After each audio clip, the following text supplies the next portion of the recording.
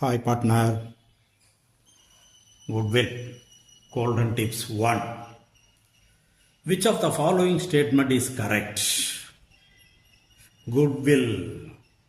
அப்போ குட்வில் சொன்ன உடனே நம்ம மைண்டில் வர வேண்டியது meaning of goodwill, features of goodwill, factors determining goodwill. இது எல்லாத்தையும் கொஞ்சம் திங்க் பண்ணி பார்த்துக்கிட்டு கொஸ்டினை பார்க்கணும். Right. Goodwill is a fictitious asset. No. Goodwill is an intangible asset. Correct.